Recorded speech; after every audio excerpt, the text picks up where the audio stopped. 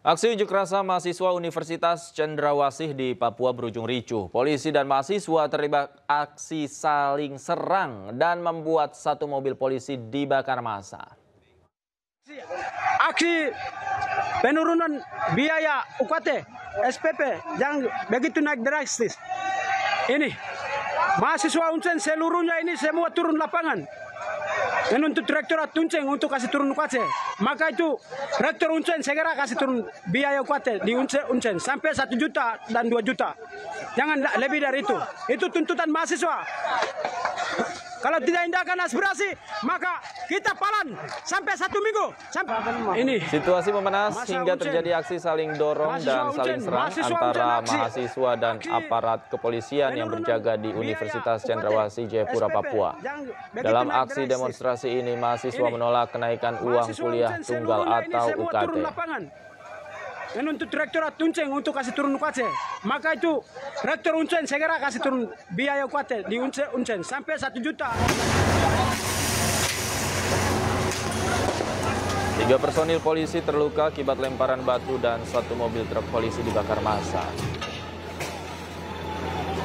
Aksi mahasiswa awalnya berjalan damai, namun sempat terjadi bentrokan dengan aparat kepolisian hingga berujung ricuh.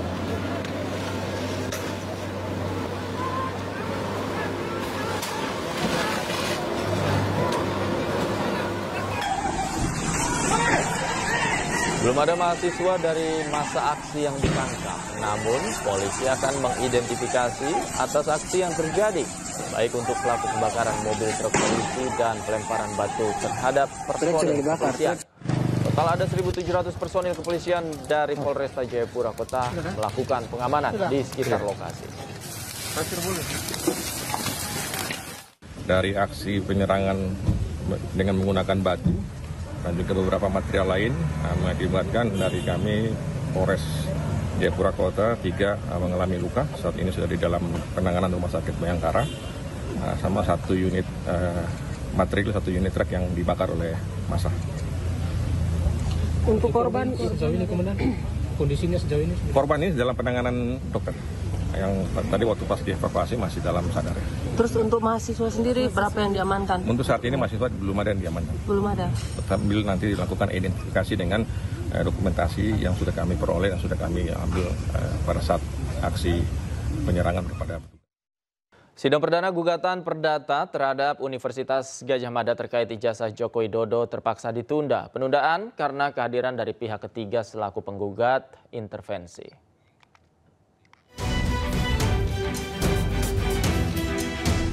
Pengadilan Negeri Sleman menggelar sidang perdana gugatan perdata terhadap Universitas Gadjah Mada atas ijazah Presiden ke-7 RI Joko Widodo Kamis pagi. Majelis Hakim menghadirkan pihak penggugat yaitu advokat asal Makassar Komarudin dan perwakilan pihak tergugat dari Universitas Gadjah Mada.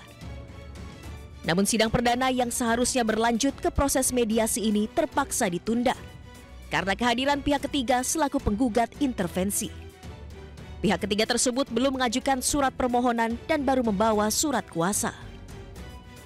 Maka majelis hakim menyatakan persidangan pada hari ini dinyatakan cukup dan akan dibuka kembali, yaitu pada hari Rabu tanggal 28 untuk agenda adanya intervensi. Ya.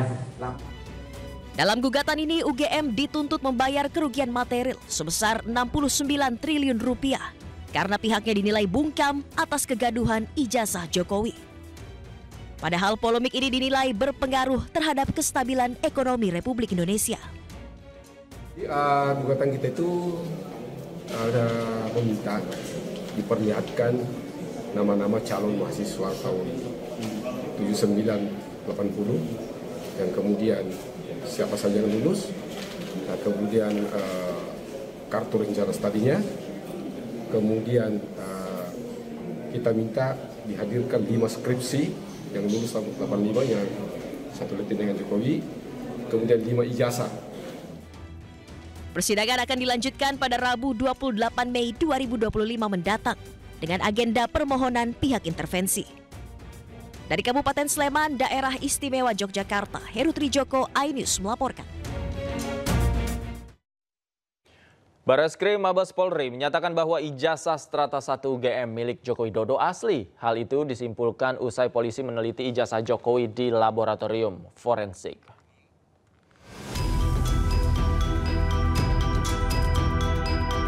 Bareskrim Mabes Polri menyatakan ijazah S1 Universitas Gadjah Mada milik Joko Widodo asli. Hasil tersebut diperoleh usai penyelidik Bareskrim mendapatkan dokumen asli ijazah dengan nomor 1120 atas nama Joko Widodo.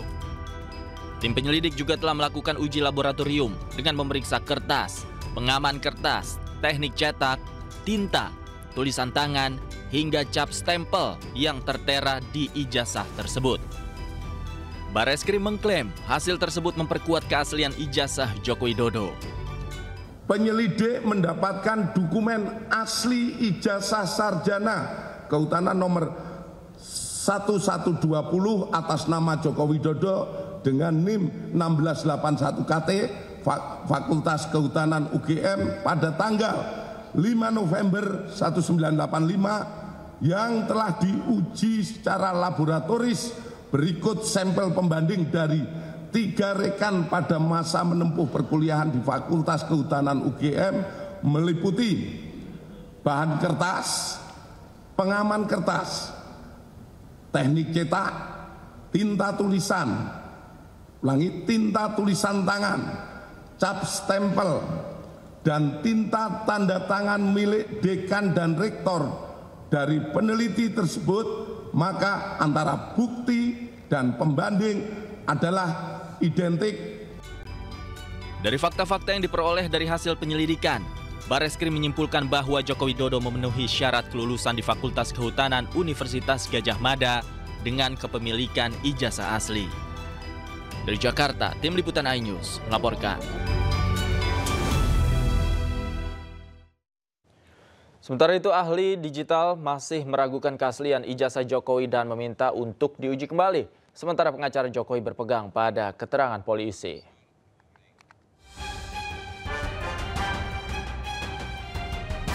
Meski Bareskrim Polri telah menyatakan ijazah Presiden ke-7 Joko Widodo asli, ahli digital forensik sekaligus terlapor Rismon Hasiholan Sianipar masih menyaksikan keahlian ijazah Presiden ke-7 tersebut.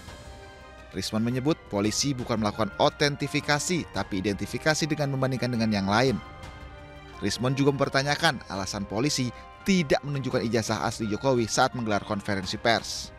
Jadi pada saat menguji keidentikan tersebut, kita harus memastikan juga akhirnya mengotentikasi juga referensi yang digunakan, ya kan? Seharusnya yang kita inginkan adalah uji otentikasi terhadap barang uji yang dilakukan, yang disita gitu loh. Dan sampai detik ini juga kita tidak pernah melihat bahwa laboratorium pada saat tadi juga pengumuman tadi bahwa bentuk analog atau bentuk fisik dari bahan ujinya itu tidak pernah ditunjukkan kepada kita. Nah ini hari ini itu membuktikan keidentikan, sementara referensi itu juga yang perlu diuji otentikasinya. Sementara itu, kuasa hukum Jokowi mengatakan tetap akan berpegang pada hasil penyelidikan polisi. Sebab menurutnya hal tersebut sudah dilakukan secara profesional meski tidak semua pihak akan menerima. Menurut saya lembaga independen seperti Mabes Polri tentunya akan bekerja sesuai SOP yang berlaku di dunia forensik, tidak hanya negara Indonesia tapi juga internasional. Lalu kedua, ya kalau kami memang dari awal sudah menduga ya, ditunjukkan ijazah pun juga pasti dipersoalkan. Sekarang kita serahkan kepada lembaga ketiga nih, kan Polri ini lembaga ketiga, ya kami menyatakan asli, Pak Rismon dan kawan-kawan menyatakan palsu, maka harus ada pihak ketiga kan. Nah, sekarang Polri sudah bekerja independen, dituduh tidak profesional. Nanti kita bawa ke pengadilan juga sama juga, semua akan dituduh tidak profesional sepanjang tidak sesuai dengan keinginan mereka. Jadi ya, buat saya tidak akan mengikuti gendang yang terus dimainkan. Kami tetap bekerja sesuai hukum ketentuan. Semua memiliki SOP dan semua juga harus bertanggung jawab atas pekerjaan-pekerjaan profesional yang dilakukan tiap-tiap institusi hukum. Jokowi sebelumnya mendatangi Bareskrim Polri. Kedatangan tersebut untuk mengambil ijazah yang sebelumnya telah diserahkan ke Polri. Tim Liputan iNews melaporkan.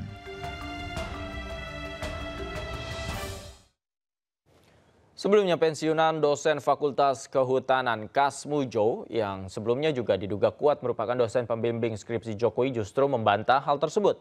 Kasmujo menegaskan dirinya bukan dosen pembimbing skripsi dan tidak pernah melihat langsung ijazah Joko Widodo.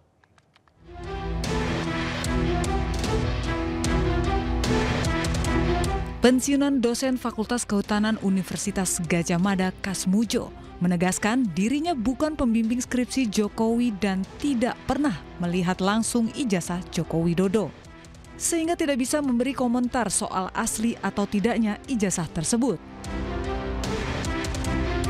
Sementara 7 tahun lalu, Jokowi pertama kali memperkenalkan Kasmujo ke publik. Saat itu, Jokowi meminta Kasmujo naik ke atas panggung dan menyebutnya sebagai dosen pembimbing skripsinya. Saya mengaturkan banyak terima kasih karena bimbingan Bapak di jurusan teknologi kayu, saya bisa menyelesaikan skripsi saya, meskipun saya lupa juga bolak-baliknya berapa kali. Karena begitu maju dibentak balik, begitu maju dibentak kok galak sekali. Mengenai ijazah saya sama sekali tidak bisa cerita. Karena saya tidak membimbing, tidak mengetahui, tidak ada prosesnya. Pembimbingnya itu Profesor Sumitro.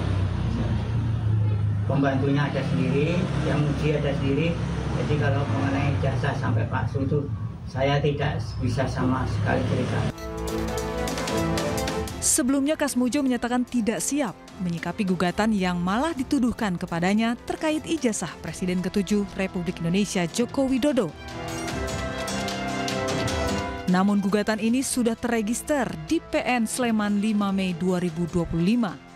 Sementara sidang perdana gugatan digelar di Pengadilan Negeri Sleman 22 Mei 2025 mendatang. Tim Liputan iNews melaporkan.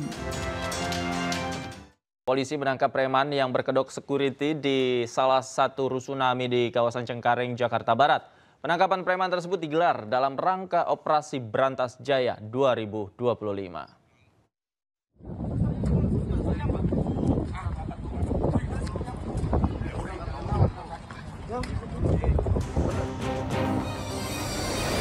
Satu persatu pria yang diduga preman berkedok petugas keamanan atau security ini diciduk anggota kepolisian Subnit Ranmor di Reskrimum Polda Metro Jaya di salah satu rusunami di kawasan Cengkareng, Jakarta Barat. Meski beberapa di antaranya sempat menolak diamankan, petugas tetap mengamankan para terduga preman, termasuk seorang pria yang menjadi koordinator. 9 orang yang ditangkap kemudian langsung dimasukkan ke mobil polisi. Penangkapan dilakukan karena adanya laporan masyarakat yang resah dengan keberadaan sejumlah security yang melakukan pungutan liar selama bertahun-tahun.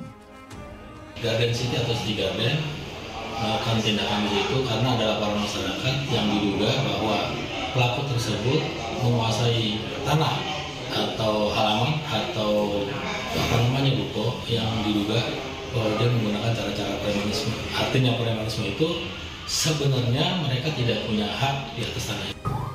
Untuk pemeriksaan lebih lanjut, terduga preman ini kemudian dibawa ke Polda Metro Jaya. Operasi Brantas Jaya 2025 akan terus digelar guna menekan aksi premanisme di masyarakat. Dari Jakarta, Miftahul Gani, iNews melaporkan.